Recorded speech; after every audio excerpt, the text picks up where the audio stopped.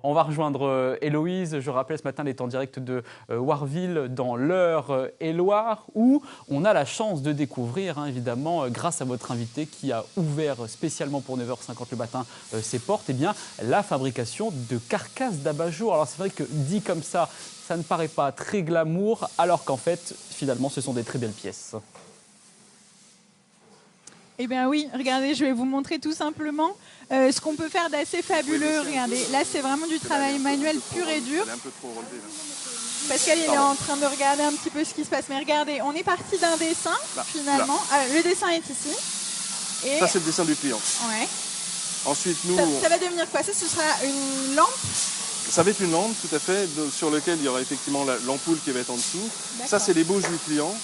Nous, après, on est obligé d'extrapoler ça, de savoir à quoi ça va servir déjà, et puis surtout comment nous, on va pouvoir le réaliser.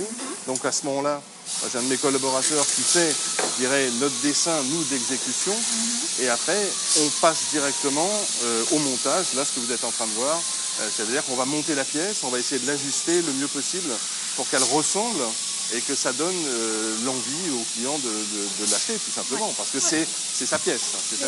C'est pas mal, parce que pour avoir vu vraiment un peu tout le début, entre la torsion de l'acier, qui est déjà une première manipulation assez particulière à faire, et puis ensuite, là, tout le travail d'assemblage et de soudure, il y a un réel savoir-faire, il y a vraiment une grosse compétence derrière tout ça. Il y a un réel savoir-faire parce qu'on fait pas là on est en travail en soudure par point, on travaille pas comme ça, je veux dire ça vient pas, c'est pas inné, c'est un apprentissage interne parce qu'il n'existe pas d'école pour le faire, donc on est obligé de vraiment, toutes les personnes qui rentrent chez nous sont obligées d'apprendre sur le tas, de savoir comment on fabrique, comment on monte, comment on va fabriquer une pièce. Et ça c'est notre cœur de métier, c'est des pièces uniques. C'est des pièces un peu artistiques, pas un peu d'ailleurs, si ma cliente m'entendrait, elle ne serait pas contente. C'est des pièces complètement artistiques, mais c'est notre cœur de métier. C'est là-dessus où on est très bon, quoi, je veux dire.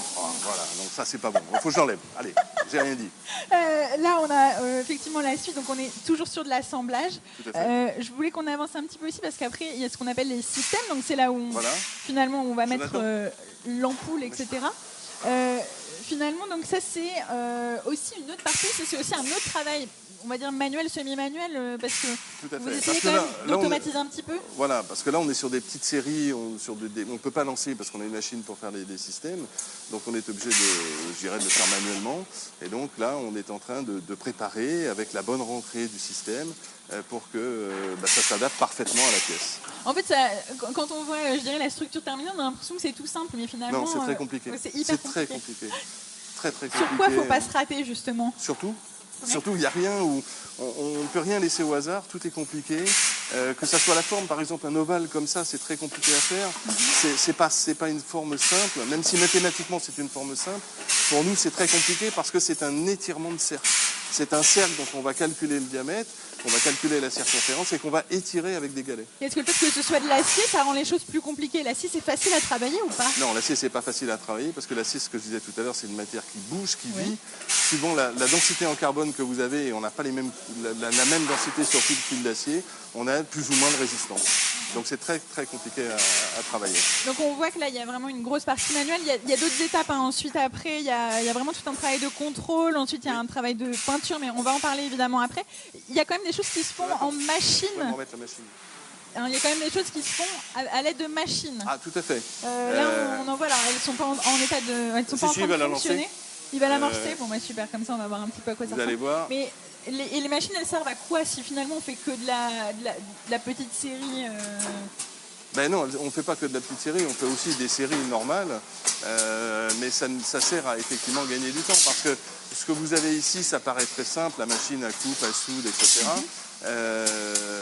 Nous, ça nous demande des opérations.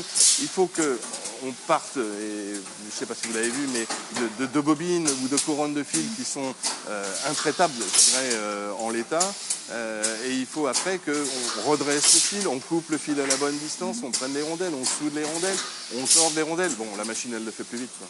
Mais ça, je ne peux le faire que quand il y a des séries de plus de 100 pièces. D'accord, ok. Justement, on va vous montrer dans un instant que, en plus de ces superbes machines, il y en a une autre qui est encore très belle derrière, et c'est un petit peu une nouveauté ici, parce qu'on innove aussi ici aux établissements Carrel.